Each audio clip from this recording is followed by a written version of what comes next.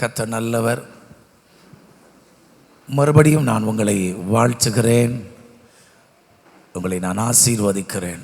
வாசிக்கலாம். இன்றைய வார்த்தை, ஆண்டவர் கொடுத்த வார்த்தை நான் அப்படியே உங்களுக்கு நான் அறிவிக்கிறேன். 2 ராஜாக்கள் 10ஆம் அதிகாரம் அதன் 30ஆம் வசனத்தை வாசிக்க கேட்போம். கர்த்தர் யெகூவை நோக்கி என் பார்வைக்கு செம்மையானதை நீ நன்றாய் செய்து என் இருதயத்தில் இருந்தபடியெல்லாம் ஆகாபின் குடும்பத்துக்கு நீ செய்தபடியினால் உன் குமாரர் இஸ்ரவேல் சிங்காசனத்தின் மேல் 4 தலைமுறையாக வீற்றிருப்பார்கள். அல்லேலூயா. கர்த்தர் கொடுக்கிற ஆசீர்வாதம் உங்களோடு நின்று போவது இல்லை. கர்த்தர் கொடுக்கிற அபிஷேகம் உங்களோடு நின்று போவதில்லை.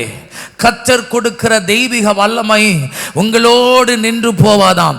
4 தலைமுறைகளுக்கு வேண்டிய ஆசீர்வாதத்தின் அபிஷேகத்தை உங்க தலைமையில வச்சிட்டாரு. உங்க மேல இருக்கிற அபிஷேகம் 4 தலைமுறைகளுக்கு போதுமானதா இருக்கிறது. சிலர் சொல்லுவாங்க, 4 தலைமுறைக்கு சொத்தை சேர்த்துட்டான், அவனுக்கு கவலையே இல்லை. நான் சொல்றேன், நீ சொத்தை சேர்த்தியோ, வீடை கட்டினாயோ, ஆஸ்தியை வாங்கினையோ, வயலை வாங்கினையோ, தோட்டத்தை வாங்கினையோ, உங்க தலைமையில இருக்கிற அபிஷேகம் 4 தலைமுறைகளுக்கு போதுமானதா இருக்கிறது. ஆமென். நான் சொல்லுங்க, என் தலைமையில இருக்கிற அபிஷேகம் 4 தலைமுறைகளுக்கு போதுமா? எவ்வளவு அற்புதம்!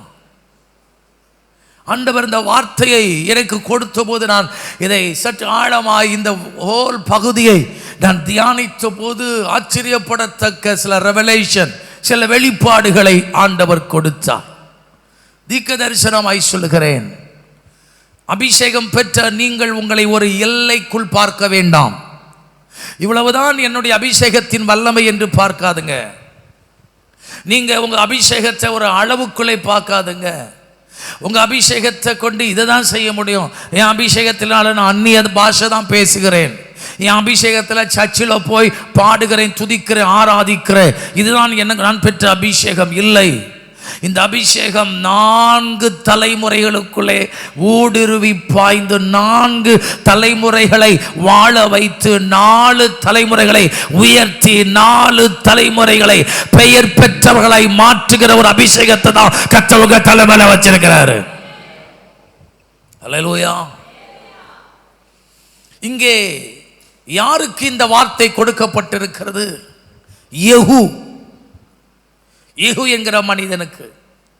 வேத புஸ்தகத்தில் 5 யெகூ என்கிற பெயரை உடையவர்கள் இருக்கிறார்கள்.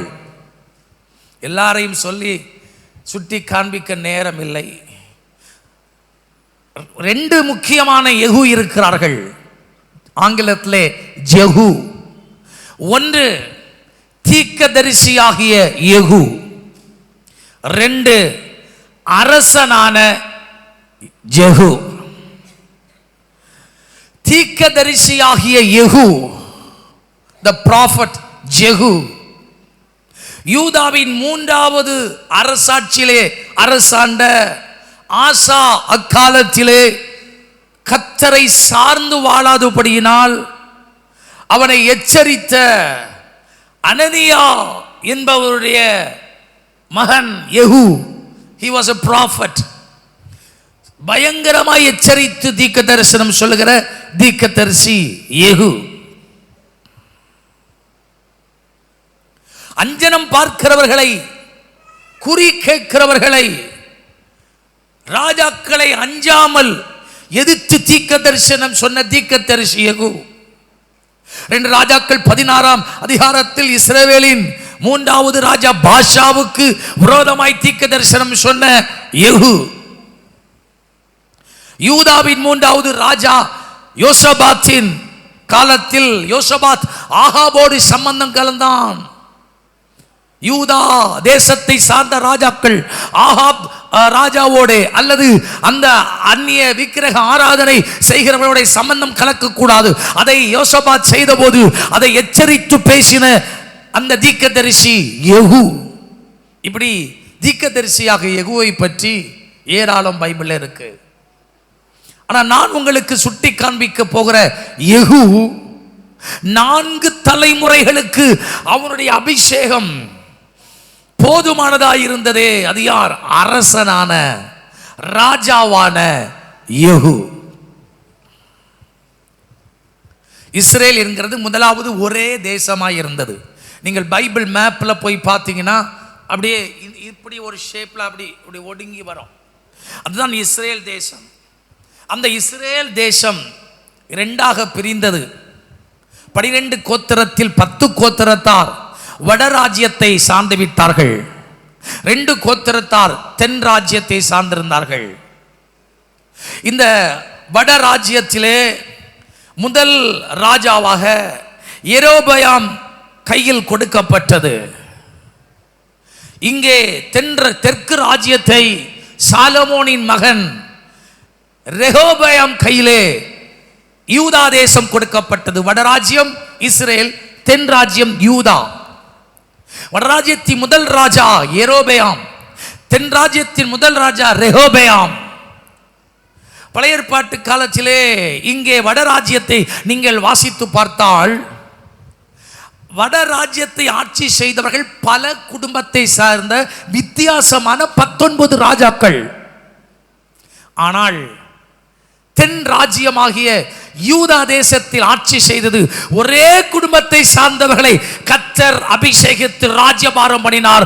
அந்த குடும்பத்தை சார்ந்த மனிதன் யார் என்றால் தாவீது. தாவீதின் வம்சங்கள் தென் ராஜ்யத்தை ஆட்சியை செய்தது. அந்த தென் ராஜ்யத்தில் தான் தாவீதின் வம்சமாகிய வேரிலிருந்து ஒரு துளிர் தோன்றி இயேசு கிறிஸ்து அங்கே உதிக்கிறார். அல்லேலூயா. பைபிள் ஹிஸ்டரி, வேதாகம வரலாறு தெரிந்தவர்களுக்கு நான் சொல்லுகிறது புரியும். இருப்பினும் நான் வேகமாக இந்த சப்ஜெக்டுக்குள்ளே நான் கடந்து வருகிறேன். யெகூவுக்கு 4 பிள்ளைகள்.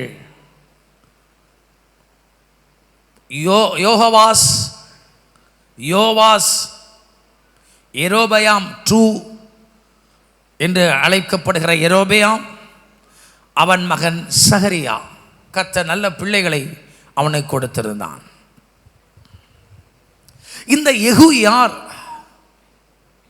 அவன் என்ன வேலை பார்த்துட்டு இருந்தான்? எப்போ கர்த்தர் அவனை அபிஷேகித்து ராஜாவாக மாற்றுகிறார் என்றால், இந்த யெகூ ஆகாப் ராஜா தேசத்தை ஆண்டு கொண்டிருந்த போது, ஆகாப் ராஜாவின் ராஜ்யபார காலத்தில் இவன் சேனாதிபதிகளுக்கு தலைவனாய் அல்லது இராணுவத்தின் முக்கியமான ஒரு சேனாபதியாய் இருக்கிறான். ஒரு படைக்கு ஒரு தலைவன், அவ்வளவுதான். ஆகாப்பின் இராணுவ தலைவர்களில் இவனும் ஒரு தலைவன். ஒரு மிலிட்டரியில ஒரு கேப்டனா, ஒரு லீடரா அவன் வேலை பார்த்துட்டு இருக்கிறான். இவனை தேவன் தெரிந்து கொள்ள சித்தமாயிருந்தார். மிலிட்டரியில வேலை பார்த்தவன், சேனாபதியாயிருந்தவன். இவனை குறித்து ஏற்கனவே கர்த்தர் எலியாவுக்கு சொல்லுகிறார். எலியாவே, நீ சூரச் செடிக்குள்ளே படுத்து உறங்கிக் கொண்டிருப்பது என்ன? நான் இந்த தேசத்தில், இஸ்ரேல் தேசத்திலே ஒரு பெரிய திட்டத்தை வைத்துதான் உன்னை தீர்க்கதரிசியாக அபிஷேகம் பண்ணியிருக்கிறேன். நீ போய் ஆசைகளை அபிஷேகம் பண்ணு, நீ போய் யெகூவை அபிஷேகம் பண்ணு, நீ போய் எலிசாவை அபிஷேகம் பண்ணு என்று என் ஆண்டவர் எலியாவுக்கு சொன்னபோது, இந்த எலியா எல்லாத்தையும் மறந்துட்டான். எலிசாவை மட்டும் அபிஷேகம் பண்றார் ராஜாவாக, தீர்க்கதரிசியாக. ஆனாலும் இவன் தீர்க்கதரிசியால் மறக்கப்பட்டாலும் தேவனால் மறக்கப்படவில்லை. எல்லாரும் உன்னை மறந்திருக்கலாம், கர்த்தர் உன்னை மறக்கல. எல்லாரும் உன்னை விட்டு விலகி போயிருக்கலாம். அவர் வைத்த திட்டம் அவர் ஒரு நாளும் மறக்கவும் மாட்டார், மாறவும் மாட்டார். நல்லா கவனிங்க. If God has a plan in your life, if God has a great destiny about your life, He never forget it. He never go away from it. அவர் தேவன் உன்னை குறித்து உங்களை குறித்து ஒரு திட்டத்தை வச்சிருந்தானா, உங்களை குறித்து மேன்மையான ஒரு பிளான் வச்சிருப்பானா, அதை மறக்க மாட்டார். ஊழியக்காரன் மறந்துடலாம், தீர்க்கதரிசி மறந்துடலாம், பெற்றோர் மறந்துடலாம், என் ஆண்டவர் மறக்க மாட்டார். யாரை கொண்டாகிலும் அவருடைய திட்டத்தை உன்னில் தொடங்குவதற்கு அவர் வல்லமை உள்ளவராக இருக்கிறார். எலியா மறந்துட்டான். ஏமா உனக்கு உதவி செய்வேன் சொன்னவங்க மறந்திருக்கலாம். தேவனிடத்தில் வார்த்தை பெற்றுக்கொண்ட எலியா அதை செய்யல. யெகோவா ராஜாவாக அபிஷேகம் பண்ணல, அவன் மறந்துட்டான். கர்த்தர் மறக்கல. அதே ஆண்டவர் எலிசா தீர்க்கதரிசியை கொண்டு இவனை அபிஷேகிக்கிறார். 1 ராஜாக்கள் 19ஆம் அதிகாரம் 15ஆம் வசனத்தில் வாசிக்கும் போது, ஆசகேலை சீரியாவுக்கு அபிஷேகம் பண்ணி நிம்சியின் குமாரனாகிய யெகூவை இஸ்ரவேல் மேலே அபிஷேகம் பண்ணுவாயாக. அவன் அபிஷேகம் பண்ணப்பட்டான். 2 ராஜாக்கள் 9ஆம் அதிகாரம் 1ஆம் வசனத்திலிருந்து 10ஆம் வசனம் வரைக்கும் நீங்கள் எழுதிக் கொள்ளுங்கள். 1, 2 மட்டும் வாசிக்கலாம். அப்பொழுது தீர்க்கதரிசியாக எலிசா தீர்க்கதரிசியின் புத்திரர் ஒருவனை அழைத்து, இடை கட்டி கொண்டு இந்த தைல குப்பியை உன் கையில் எடுத்துக்கொண்டு கீலேயாத்தில் உள்ள ராமோத்திற்கு போ. அங்கே சேரும்போது நிம்சியின் மகனான யோசபாத்தின் குமாரன் யெகூ எங்கே இருக்கிறான் என்று தேடி பாரு. அவன் தான் வேலையில இருக்கிறான், நீ அவனை தேடிப்பாரு. அவன் தன் அலுவல்ல இருப்பான், தேடிப்பாரு. சும்மா போன உடனே கிடைக்க மாட்டான். அவன் கிடைக்கும் வரைக்கும் தேடு. நீ அவனை பார்க்கும் வரைக்கும் தேடு. நீ அவனை அபிஷேகிக்கும் வரைக்கும் நீ அவனை தேடு. ஐயா, கர்த்தர் தம்முடைய திட்டத்தை உன்னில் நிறைவேற்றும் வரைக்கும் உன்னை தேடிக்கிட்டே இருப்பார். வாரம் வார்த்தையை கொடுத்துட்டே இருப்பார். கர்த்தர் வசனத்தை கொடுத்துட்டு இருப்பார். தீர்க்கதரிசியின் மூலம் பேசிட்டே இருப்பார். நீ தேடு தேடு. தைல குப்பியை கொண்டு போய் தேடு. தேடுறான் கண்டுபிடிச்சிட்டான். வாசிங்க. அவனை தன் சகோதரரின் நடுவிலே எழுந்திருக்க பண்ணி அவனை உள்ளான ஒரு அறையிலே அழைத்துக் கொண்டு தைல குப்பை எடுத்து அவன் தலைமேல் வார்த்து, இஸ்ரவேலின் மேலே இராணுவத்தின் தலைவனாய் இருந்தவன் அல்லது இராணுவ தலைவர்களுக்குள் ஒரு தலைவனாய் இருந்தவனை பரலோகம் இப்பொழுது இஸ்ரேல் தேசத்துக்கு ராஜாவாக அபிஷேகம் பண்ணுகிறது. எங்கேயோ இருந்த உங்களை, ஏதோ வேலை செஞ்சிட்டு இருந்த உங்களை, யாருக்கோ எதற்கோ பாட்டு பாடிட்டு இருந்த உங்களை, எதற்கோ இசைக்கருவி வாசித்து கொண்டிருந்த உங்களை, ஏதோ ஏதோ என்று ஓடிக்கொண்டிருந்த உங்களை கர்த்தர் அபிஷேகிச்சிருக்கிறார்னா அதற்கு ஒரு பெரிய திட்டத்தை வச்சிருக்கிறாரு. இந்த அபிஷேகம் எல்லாருக்கும் போகல, எல்லாருக்கும் கிடைக்கல. அந்த இராணுவத்துக்கு போன உள்ள இருக்கிற எல்லாருக்கும் கொடுக்கல. கர்த்தர் சொல்றாரு, நீ தேடி பார்த்து அபிஷேகம் பண்ணு. ஏமா, கிருபையின் காலத்தில் நீ கேட்காமலே உன்னை அபிஷேகிச்சிருக்கிறார்னா அன்று மேல ஒரு பெரிய திட்டத்தை வச்சுதான் கர்த்தர் அபிஷேகம் பண்ணி இருக்கிறார். கவனியுங்கள். என்னுடைய ஒரு பெரிய கேள்வி, ஏன் யெகூவை அபிஷேகம் பண்ணினார்? Why God chosen Jehu? எதற்கு அவனை தெரிந்து கொண்டார்? நம்ம எல்லாரையும் ஆண்டவர் தெரிந்தெடுத்ததற்கு ஒரு நோக்கம் இருக்கிறது. நாம் எல்லாரையும் கர்த்தர் அபிஷேகித்ததற்கு ஒரு நோக்கம் இருக்கிறது. சும்மா கையை தட்டிட்டு அந்நிய பாஷை பேசுறதுக்கு ஒன்று அபிஷேகிக்கல. சிலர் பாருங்க, நான் இப்படி ஆராதலே உட்கார்ந்து கொண்டு கையை உயர்த்தி தலைமுறையா இப்படி ஆராதிக்கிறதுக்கு தான் ஒன்று அபிஷேகிச்சார் நினச்சிட்டு இருக்காதுங்க. இல்லை, சர்ச்சில் போய் நல்ல சத்தத்தை உண்டாக்குறதுக்காக ஒன்று அபிஷேகிச்சிருக்கிறாரு. இல்லை, வீட்டில் உட்காந்து வெறும் ஜெபம் பண்ணுறதுக்கு அபிஷேகிச்சிருக்கிறாரு. யெகூவை கேட்பேன், யெகூவே ஒன்று ஆண்டவரை ஏன் அபிஷேகிச்சாருப்பா? ஒரு சாதாரணமான மனுஷனாக இருந்த ஒன்றை ஒரு சாதாரணமான இராணுவத்தில் வேலை பார்த்துட்டு இருந்த உன்னை கர்த்தர் தேடி வந்து உன்னை கண்டுபிடிச்சி தைல குப்பியை நீ இருக்கும் இடத்துக்கு கொண்டு வந்து அந்த தைலத்தை உன் தலையிலே ஊற்றி உன் சகோதரர்களுக்கெல்லாம் கிடைக்காத ஒரு பாக்கியம், உன் கூட பிறந்தவங்களுக்கு கிடைக்காத பாக்கியம், உன் கூட பிறந்தவங்களுக்கு கிடைக்காத ஒரு தைலம் உனக்கு கிடைச்சிருக்கு. அதுக்கு என்ன மேன்மை இருக்கு? ஏன் ஆமேன் வர மாட்டேங்க? கர்த்தர் உன்னை அபிஷேகிச்சிருக்கிறாரு. Think about your family. Think about your family members. அவங்களுக்கெல்லாம் இல்லாத ஒரு அழைப்பு உன் மேல வச்சிருக்கிறார். அவங்களுக்கெல்லாம் இல்லாத ஒரு அபிஷேகம் உன் மேல வச்சிருக்கிறார். உபத்திரவத்தின் குகையிலே தள்ளி, பொல்லாப்புக்குள்ளே தள்ளி, போராட்டத்துக்குள்ள தள்ளி உன்னை தெரிந்தெடுத்து உன்னை அபிஷேகத்தால் முத்தரித்து ஆவியினால் நிரப்பி அந்நிய பாஷையை கொடுத்து, தீர்க்க தரிசன ஆவியை கொடுத்து, பாடுகிற கிருபையை கொடுத்து, ஜெபிக்கிற கிருபையை கொடுத்து, வேதத்தை வாசிக்கிற கிருபையை கொடுத்து வச்சிருக்கிறாரு. எதற்கு இப்படி வச்சிருக்கிறாரு? அதுக்கு ஒரு நோக்கம் இருக்கு. நீ எல்லாரையும் போன்றவள் அல்ல. உன் கூட பிறந்த சகோதரரை போல அல்ல நீங்கள். உன் கூட பிறந்த சகோதரிகள் போல அல்ல நீங்கள். நீங்கள் வித்தியாசமாய் தேவனால் தெரிந்து கொள்ளப்பட்டு அபிஷேகிக்கப்பட்டிருக்கிறீர்கள். யெகோவா பார்த்து கேட்கிறேன், அம்மா ஏன் உங்களை அபிஷேகிச்சார்? என் கேள்வி, ஏன் ஆண்டவர் அந்த ஊழிய அபிஷேகத்தை என் தலை மேல வச்சிருக்கிறாரு? ஏன் உங்களை ஆண்டவர் வேலைக்கு விடாம ஒரு ஊழியத்தில் வச்சிருக்கிறாரு? எதற்கு கர்த்தர் ஜெப ஆவியை கொடுத்தாரு? எதற்கு திறப்பில் நிற்கிற அந்த ஆவியை கொடுத்தாரு? எதற்கு கண்ணீர் விட்டு ஜெபிக்கிற ஒரு கிருபையை கொடுத்தாரு? எதற்கு இந்த அபிஷேகம் உனக்கு?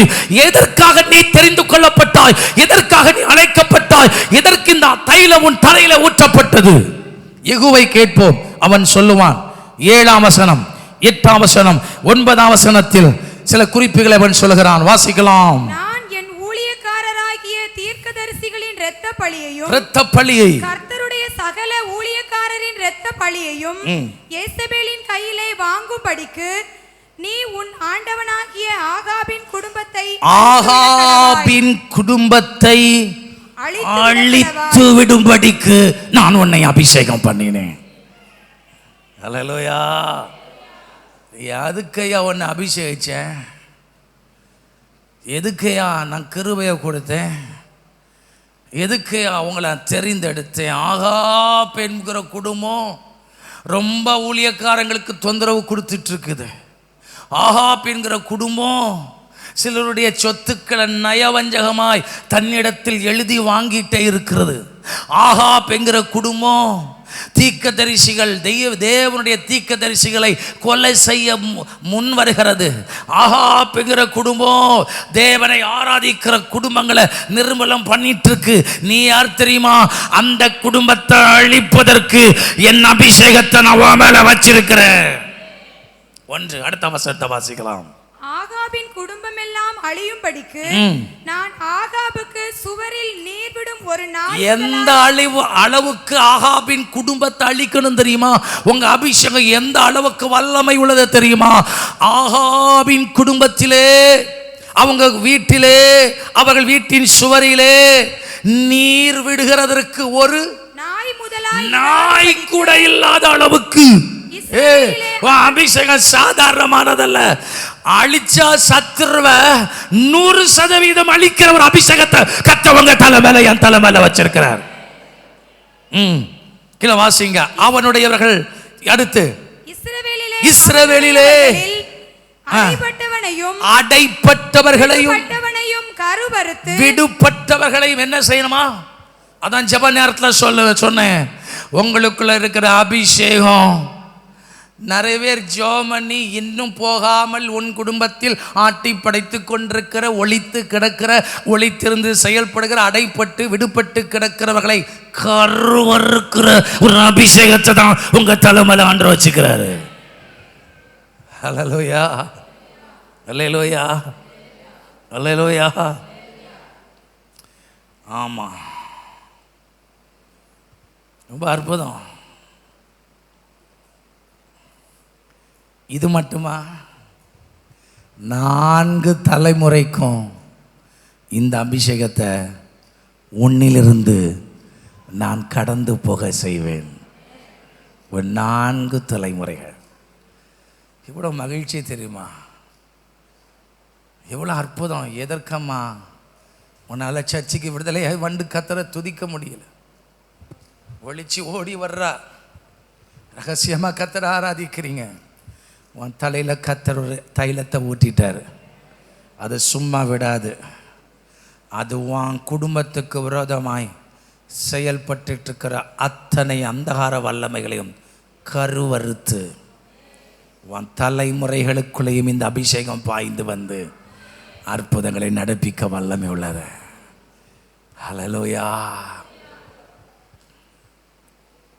அன்பு தேவ பிள்ளைகளே, நேரம் ஓடுகிறபடினால் வேகமாய் யெகூவின் அபிஷேகம் நடப்பித்த 4-5 எப்படி ஆண்டவர் அவன் மூலமாக கிரியை செஞ்சார், எவ்வளோ மகிமையாக கிரியை செஞ்சார். அந்த அந்த அந்த பவர் ஆஃப் அனாயிண்டிங், அந்த அபிஷேகத்தின் வல்லமை, அந்த அத்தாரிட்டி ஆஃப் அனாயிண்டிங், அபிஷேகத்துக்குள் இருக்கிற அதிகாரம் ரொம்ப ஆச்சரியமாக இருக்குங்க. இப்படியெல்லாம் ஆண்டவர் கிரியை செய்ய முடியுமா, இப்படியெல்லாம் நடக்குமா, இப்படியெல்லாம் செய்யுமா என்று சிந்திக்கிற அளவுக்கு கர்த்தர் உங்களுக்குள்ள இருக்கிற அபிஷேகத்தை இன்றைக்கு அனல் மூட்டி உங்களை எரிய விட்டு கர்த்தர் உன் குடும்பத்தின் 4 தலைமுறைகளையும் ஆசீர்வாதமாய் மாற்றும்படிக்கு கர்த்தர் உதவி செய்வாராக. அல்லேலூயா. யெகூ அபிஷேகிக்கப்பட்ட காரணம், நோக்கம், ஆகாபின் குடும்பத்தை அழிக்கணும், அவர்களை கருவறுக்கணும், இன்னும் அவன் தேசமெங்கும் விக்கிரகாவிகளே இல்லாதபடிக்கு, தோப்புகள் இல்லாதபடிக்கு அழித்து போட்டு தேவ சித்தத்தை ஜனங்கள் செய்கிறவருக்கு மாற்றுகிற அளவுக்கு செய்ய வேண்டும். இதை எப்படி அவன் செஞ்சான்? அவன் மூலமாய் நடந்த 5 காரியங்கள், அபிஷேகத்தினால் நடக்கிற 5 காரியங்கள். இந்த 5 செஞ்சு முடிச்சாதான் தலைமுறைகளுக்குள் இந்த அபிஷேகம் கடந்து வருகிறது. அல்லேலூயா. சும்மா அபிஷேகம் பட்டுட்டு என் தலைமுறைலாம் ஆசீர்வதிக்கப்பட்டுன்னு சொல்ல முடியாது. நம்ம செய்ய வேண்டியதை செய்யணும். கர்த்தர் தந்த அபிஷேகத்தை கொண்டு நாம செய்ய வேண்டியதை செய்யணும். அப்போ 4 தலைமுறைகளையும் கர்த்தர் ஆசீர்வாதமான நிலையில் உட்கார பண்ணுவார். 1, யெகூவின் முதல் குறி ஆகாபின் மகன் யோதாம். அவன் ராஜாவாக இருக்கிறான். இந்த யெகூவுக்குள்ளே இருந்த அபிஷேகம் யோதாமை குறிவைக்கிறது. 2 ராஜாக்கள் 9ஆம் அதிகாரம் 13, 14, 15, 16 வசனங்களை வாசிக்கும் போது வேகமாய் வாசிக்கலாம். அப்பொழுது அவர்கள் தீவிரமாய் அவரவர் தங்கள் வஸ்திரத்தை படிகளின் உயரத்தில் அவன் கீழே விரித்து எக்காளம் ஊதி யெகூ ராஜாவானான் என்றார்கள். அப்படியே நிம்சியின் மகனாகிய யோசபாத்தின் குமாரன் யெகூ என்பவன் யோராமுக்கு விரோதமாய் கட்டுப்பாடு பண்ணினான். யோராமோ இஸ்ரவேலர் எல்லாரோடும் கூட கீலேயாத்தில் உள்ள ராமோத்திலே சீரியாவின் ராஜாவாகிய ஆசகேல் நிமித்தம் காவல் வைத்து வைத்தான். கீழே வாசிங்கள். ஆனாலும் சீரியாவின் ராஜாவாகிய ஆசகேலோடே பண்ணின யுத்தத்திலே சீரியர் தன்னை வெட்டின காயங்களை இஸ்ரவேலிலே ஆற்றிக் கொள்ளுகிறதற்கு ராஜாவாகிய யோராம் திரும்பி போயிருந்தான். 17ஆம் வசனம். அப்பொழுது இஸ்ரவேலின் கோபுரத்தின் மேல் நிற்கிற ஜாமக்காரன் யெகூவின் கூட்டம் வருகிறதை கண்டு ஒரு கூட்டத்தை காண்கிறேன் என்றான். அப்பொழுது யோராம், நீ குதிரை வீரனை கூப்பிட்டு அவர்களுக்கு எதிராக அனுப்பி சமாதானமா சொல் என்றான். நல்லா கவனிக்கணும். சத்துருக்களை அழித்து போடுவதற்காக அபிஷேகிக்கப்பட்ட யெகூ வைராக்கியமாக புறப்பட்டு வரும்போது யோதாம் தந்திரமாய் சொல்றான் சமாதானம். 3 முறை அந்த வார்த்தை அவன் பயன்படுத்துகிறான், சமாதானம். இவன் யுத்தத்துக்கு போக புறப்பட்டு வருகிறான். அவன் சொல்கிறான் சமாதானம், சமாதானம் பண்ணிக்கொள்வோம், காம்ப்ரமைஸ் பண்ணிக்கொள்வோம், அட்ஜஸ்ட் பண்ணிடுவோம். இப்போ நீ எங்களை அழிச்சிடாத, அட்ஜஸ்ட் பண்ணிப்போ. கவனிங்கள். இன்றைக்கு ஆவிக்குரிய வட்டாரம் எப்படி போய் கொண்டிருக்கிறது? Compromising spiritual world. அட்ஜஸ்ட் பண்ணி போகிற ஆவிக்குரிய வாழ்க்கை. பரவாயில்லை, ஆண்டவர் மன்னிப்பார். பரவாயில்லை, ஆண்டவர் சமாதானம் பண்ணுவார். பரவாயில்லை. இதுல என்ன இருக்கு? இதுல என்ன இருக்கு? இதுல என்ன இருக்கு? இதெல்லாம் குற்றமா? இதெல்லாம் பாவமா? இப்படியெல்லாம் செய்யக்கூடாதா? இப்படியெல்லாம் பேசக்கூடாதா? இப்படியெல்லாம் நடக்கக்கூடாதா என்று சமாதானம் பண்ணி வருகிறவன் யோதாம். உன்னுடைய வாழ்க்கையை கெடுத்து கெடுத்து இல்லாமலாக்கி கொண்டிருக்கிற காம்ப்ரமைஸ் பண்ணுகிறவர்கள். இதுல ஒரு பிரச்சனை இல்லை, இது தப்பு கிடையாது, இது தவறு கிடையாது. இப்படி இருக்கிறதுல என்ன தப்பு? இப்படிதான் திருவிருந்து எடுக்கணுமா? இப்படிதான் ஞானஸ்தானம் எடுக்க வேணுமா? இப்படிதான் பரிசுத்தமாய் வாழணுமா? இப்படிதான் கர்த்தரை ஆராதிக்கணுமா? இதுதான் சபை ஒழுங்கா?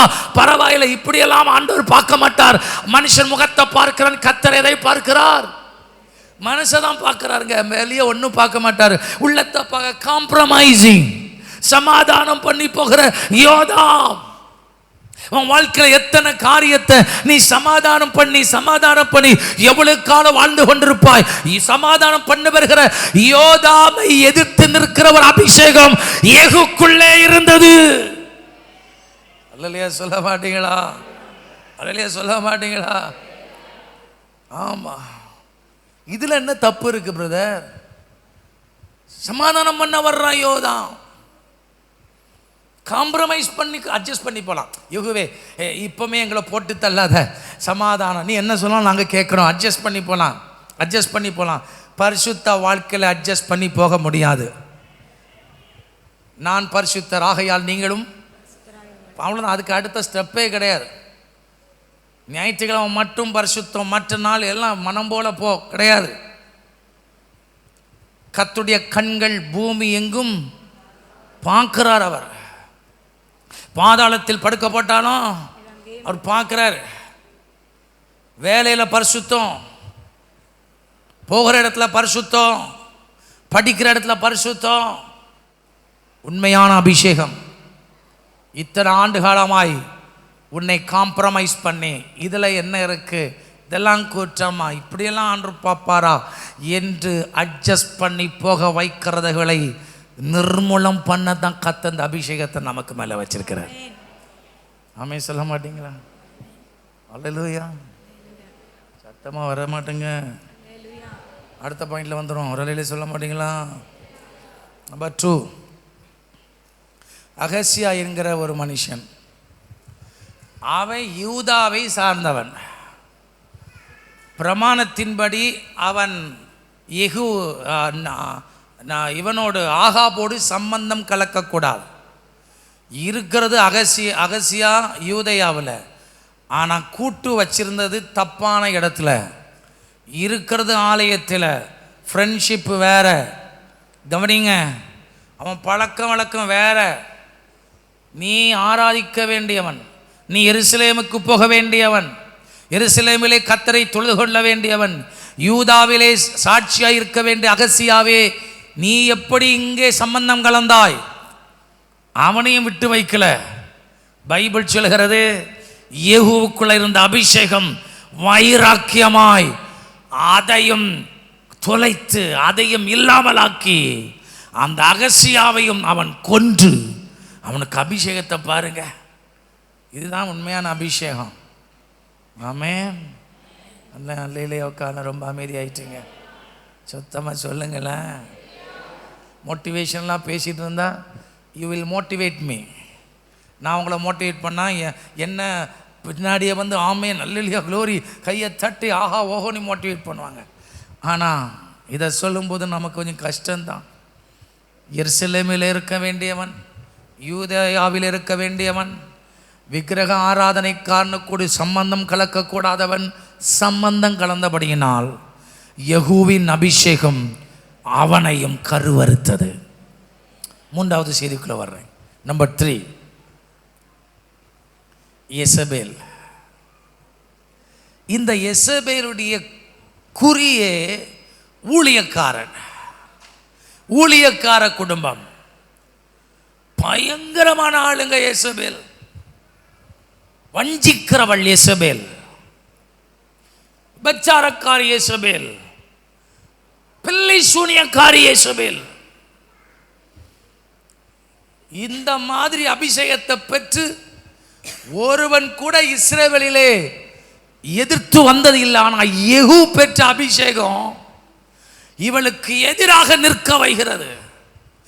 எலியா கூட சோர்ந்து போய் படுத்துக்கிட்டான். எலியாவுக்கு சொல்லி அனுப்புகிறான், நாளை இந்நேரத்திலே உன் பிராணன் வாங்கப்படும். நீ எங்க தீர்க்கதரிசிகளுக்கு, ஆகாப் தீர்க்கதரிசிகளுக்கு நீ எதை செய்தாயோ, பாகால் தீர்க்கதரிசிக்கு நீ எதை செய்தாயோ அதே நான் உனக்கு செய்வேன். நாளைக்கு இந்த நேரத்தில் ஒன்னே இல்லாமல் ஆக்கிடுவேன். எலியாவே ஆடிட்டான், பயந்துட்டான், ஒளிச்சிட்டான், சூரச்செடிக்குள்ள போய் கிடக்கிறான், மறுதளிச்சிட்டான். போதும், ஊழியமே போதும். ஆட்டி படைக்கிறவள் எசபேல். சில குடும்பத்தை ஆட்டி படைக்கிற எசபேல், சில ஊழியங்களை ஆட்டி படைக்கிற எசபேல், தேசத்தை ஆட்டி படைக்கிற எசபேல், தேவ ஜனங்களுக்குறமாய் குறி சொல்லுகிற எசபேல், பில்லி சூனி ஆவியை பெற்ற எசபேல், பொறாமை கொண்ட எசபேல், சூனியக்காரியாகிய எசபேல். இவளுக்குள்ள இருந்த அபிஷேகம் அவளை எதிர்த்து நிற்க வைக்கிறது, போராட வைக்கிறது. இன்று ஆராதனை முடிந்து தேவ அபிஷேகத்தை பெற்று நீ திரும்பி போகும்போது உன் கூடாரத்துக்குள்ளே இருக்கிற பில்லி சூனிய ஆவிகள் உன் வீட்டை திறந்து உன் பாதத்தை வைக்கும் போதே அல்லது ஓடுவது உங்கள் கண்கள் காணப்போகிறது. கர்த்தர் நிர்மலமாக்குவா. எனக்கு ரொம்ப அற்புதங்க. இவன் அங்க போய் நின்று பெரிய எக்காலத்தை எசபேலுக்கு முன்னாலும் ஊதல, இல்ல பெரிய பாட்டெல்லாம் பாடல, இல்ல பெரிய அபிஷேக கூட்டெல்லாம் நடத்தல. அப்படியே நின்று பார்க்கிறான் எசபேல. எசபேல் நயவஞ்சகமாய் யெகூ தன் வலையில் விழும்படிக்கு, யெகூ எசபேலின் வலையில் விடும்படிக்கு அவள் ரொம்ப தன்னை சீவி சிங்காரித்து தன்னை அழகுபடுத்தி மேக்கப் பண்ணி அவள் வருகிறாளாம். எப்படி வர்றா? வாசிகள் பார்க்கலாம் அந்த வசனத்தை. யெகூ இஸ்ரவேலுக்கு வந்தாள். அதை யேசபேல் கேட்டபோது தன் கண்களுக்கு மையிட்டு யோதாம போட்டு தள்ளிட்டான், அகசியாவை போட்டு தள்ளிட்டான். அவனுக்குள்ள இருந்த அபிஷேகம் சாதாரணமானதல்ல. என் முன்னாடி வந்தா என்ன இல்லாமல் ஆக்கிடுவான். அதனால அவனைத்தான் கையில எடுக்கிறதுக்கு என்ன செஞ்சானா? தன் கண்களுக்கு மையிட்டு என்ன செஞ்சான்? தன் கண்களுக்கு மையிட்டு என்ன செஞ்சான்? வசி தன் கண்களுக்கு மையிட்டு மைய தடவுனாலாம். அப்படியாவது வலையில விழுந்துட மாட்டானா? நீ மைய கீய தடவுறானா எவனையாவது விழ வைக்கிறதுக்கு தான் தடவி திரிறா. நீ அர்த்தம் கேர்ஃபுல். அப்புறம் என்ன செஞ்சானா? தன் தலையை சிங்காரித்து கொண்டு, அன்னைக்கே பியூட்டி பார்லருக்கு போயிருக்கிறா. நம்ம இன்னைக்கு தான் பார்க்குறோம். தன் தலையை வெட்ட வேண்டிய இடத்துல வெட்டி, சிங்காரிக்க வேண்டிய இடத்துல சிங்காரித்து, தூக்க வேண்டிய இடத்துல தூக்கி, தொங்க விட வேண்டிய இடத்துல தொங்க போட்டு, அப்படியாவது யெகூ என்னுடைய அழகை பார்த்து மயங்கிற மாட்டானா? யெகூவின் அபிஷேகம் அவளுடைய சீவி சிங்காரிப்பு வண்டி மையுக்கு மயங்கி போகிற அபிஷேகம் அல்ல. உங்களுக்குள்ள எனக்குள்ள இருக்கிற அபிஷேகம் எதை கண்டு மயங்கி போகிற அபிஷேகம் அல்ல. வஞ்சக வலையோடு வந்து நிற்கிறான், வஞ்சகமா வந்து நிற்கிறான். ரொம்ப அற்புதம் அந்த அபிஷேகம். அவன் அங்கெல்லாம் போய் ஹல்லேலூயா அப்படிலாம் பாட்டெலாம் பாடலை. நம்மள மாதிரிலாம் இப்படிலாம் கையை தட்டி அந்நிய பாஷைலாம் குதிக்கல. அந்த ஜன்னல் வழியாய் அவள் எட்டி பார்த்தாளாம், இவன் அவளை எட்டி பார்த்தான். அவ்வளோதான், முடிஞ்சு போச்சு. அபிஷேகம் வெளியே வந்துச்சு. அபிஷேகத்தோடு எட்டி பார்த்தான். அவன் கண்ணை உருட்டிக்கிட்டு அப்படின்னா இவன் ஹான்னு பார்த்தானா. பார்த்துட்டு ஒரு வார்த்தை கேட்கிறான், என் பட்சத்தில் இருப்பவன் யார்? 2-3 பேர் எட்டி பார்த்தான். உடனே அபிஷேகம் பாருங்க. இவன் இங்க இருந்து யெகூ சொல்றான், அவளை கீழே தள்ளுங்கள். யெகூக்கு ஆட்க கீழே தள்ளல. அந்த அபிஷேகம் அவ பக்கத்துல இருந்தவர்களே அவளை கீழே தள்ளி கீழே விழுந்து செத்து கிடக்கா. நாய் தின்னுட்டு போற வரைக்கும் ஒரு பயிலும் அந்த பக்கம் வரல. அந்த அபிஷேகத்தின் வல்லமை அவ்வளவு மகிமையா இருந்தது. வா, எவ்வளவு பெரிய அபிஷேகம் பார்த்தீங்களா? நம்ம அபிஷேகத்தை நம்ம என்ன நினைச்சிட்டு இருக்கிறோம்? முழு இஸ்ரவேல் ஊழியத்திற்கும் ஊழியக்கார குடும்பத்திற்கும் தேவ ஜனத்திற்கும் சவால் விட்டு கொண்டிருந்த அந்த யெசபேலின் ஆவியை கருவறுக்கதான் உன்னை கர்த்தர் அபிஷேகிச்சிருக்கிறார். நீ அதை உணர்ந்தா ஜெபிப்பாய், அழுவாய், புலம்புவாய், ஆவியில் நிரம்புவாய், கர்த்தரை துதிப்பாய், ஆராதிப்பாய். உன்னை கொண்டு எவ்வளோ பெரிய திட்டத்தை கர்த்தர் செய்யணும்னு வச்சிருக்கிறார். உங்களை கொண்டு எவ்வளோ பெரிய மேன்மையான காரியத்தை செய்யணும்னு வச்சிருக்கிறார். சரி, யெசபேல் அவளை கீழே வாஸ்து பார்த்தீங்கன்னா அவளை அடக்கம் பண்ணுறதுக்கு 5-6 நாள் கழித்து வர்றாங்க. அந்த அபிஷேகம் பாருங்க, அவன் அழுகி நாரி நாயெல்லாம் சரீரத்தை தின்னுட்டு போகிற வரைக்கும் ஒரு பயிலும் அந்த பக்கம் வர முடியலையா? ஆமாம், தேவ மனிதனுக்கு விரோதமாக எழும்பி நின்ற அந்த தேவ மனிதனுடைய அபிஷேகம் சாதாரணமானதல்ல. யெகூவின் அபிஷேகம் சாதாரணமானதல்ல. ரொம்ப நாள் கழிச்சு கீழே வந்து ஏதாவது கிடைக்கும் எடுத்து அடக்கம் பண்ணலான்னு பார்த்தா அவளுடைய மண்டை ஓடும், அவளுடைய காலு எலும்பு தான் கிடைச்சான். யெசபேலே ஒரு அலையிலே சொல்ல மாட்டீங்களா? ஆண்டவர் எவ்வளவாய் பயன்படுத்துகிறார். எத்தனை சவால்களை உனக்குறமாய் எழுப்பலாம். உன்னை அழிச்சிருவேன், உன் குடும்பத்தை இல்லாமல் ஆக்கிடுவேன், வியாதியை விட்டுருவேன், பிள்ளைகளை அப்படி ஆக்கிடுவேன். பயப்படாத, உனக்குள்ள இருக்கிற அபிஷேகம் யெசபேலின் வல்லமைகளை, அவளுடைய பில்லி சூனியங்களை, அவருடைய மாந்திரிகத்தை, அவருடைய தந்திரங்களை இல்லாமல் ஆக்கி போடுகிற அபிஷேகத்தை தான் இன்னைக்கு சபைக்கு கர்த்தர் கொடுத்திருக்கிறார். அவைகளை மேற்கொள்வீர்கள். அடுத்த அதிகாரத்துக்கு வருவீங்கன்னா, ஆகாப்புக்கு 70 பிள்ளைகளாம். 10ஆம் அதிகாரத்தில் வந்து பார்த்தீங்கன்னா 70 பிள்ளைகள். இன்னொருத்தனுக்கு 72 பிள்ளைகள் இருந்தானா. அது யாரு? எருபகால். எருபகாலுக்கு எத்தனை பிள்ளைகள்? 72 பிள்ளைகள். இப்போலாம் ஆலயங்களில், சர்ச்சுகளில், சண்டே ஸ்கூலுக்கு பிள்ளைகளே இல்லை. ஏன்னா ஒன்றே பெருக ஒளிமயமாய் வாழ்கனி ஒன்று பெற்று போட்டுட்ருக்கான். அதனால் பிள்ளைகள்லாம் கம்மி. அந்த காலத்துலலாம் பார்த்தீங்கன்னா 5 பிள்ளைகள். எங்கள் அம்மா அப்பாவுக்கு நாங்கள் 5 பிள்ளைகள்.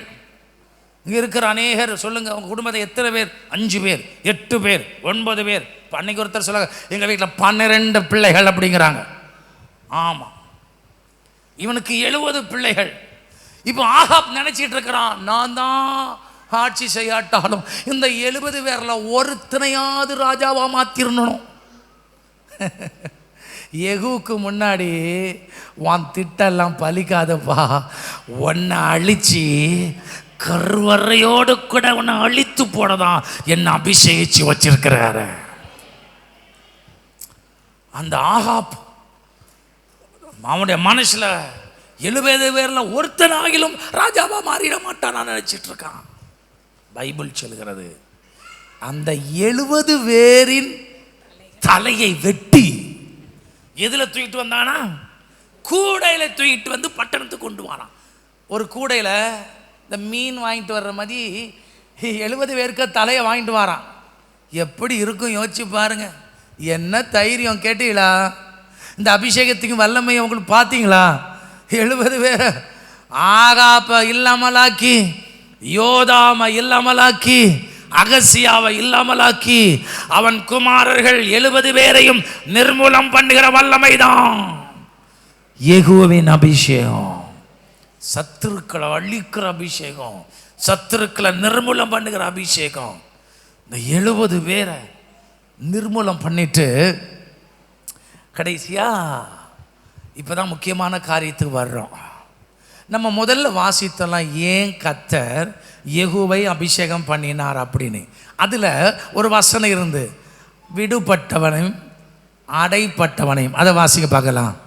இஸ்ரவேலிலே அவனுடையவர்களில் அடைப்பட்டவனையும் விடுபட்டவனையும். இது எங்க கிடக்கு?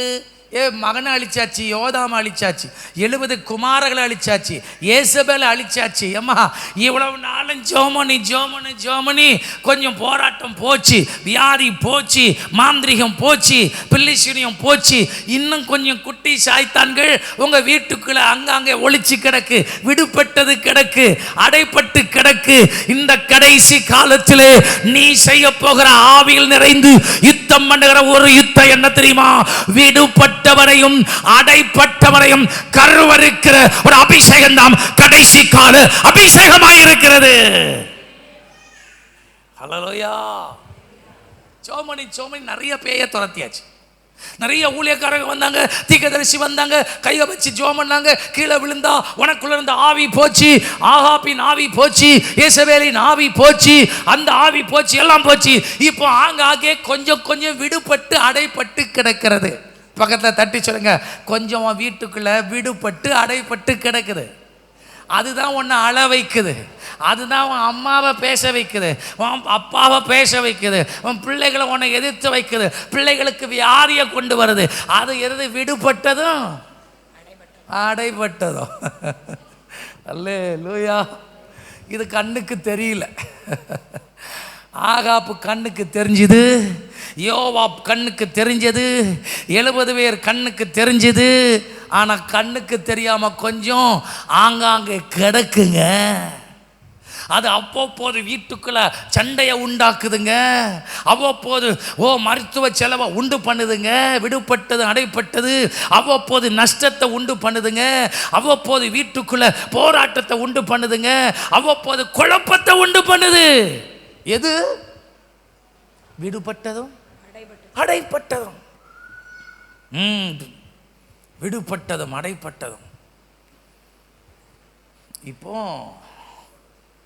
யெகூ தந்திரமா ஒரு அறிவிப்பு கொடுக்கிறான். நம்ம ஒரு கோவிலிலே ஒரு பெரிய திருவிழா கொண்டாடப்படுகிறோம். என்ன விழா? சத்தமா சொல்லுங்க. திருவிழா. அந்த திருவிழாவிலே நீங்கள் அனைவரும் வந்து கோவில்களிலே நீங்கள் வாருங்கள், வந்து கும்பிடுங்கள், திருவிழாவில் வந்து சேருங்கள் என்று தந்திரமாக சொல்கிறான். எல்லா பயிலும் நம்பி விடுபட்டது அடைப்பட்டதெல்லாம் திருவிழாவுக்கு வந்து சேருது, கோயிலுக்கு வருது. அல்லேலூயா. திருவிழானா சந்தோஷம் தானே?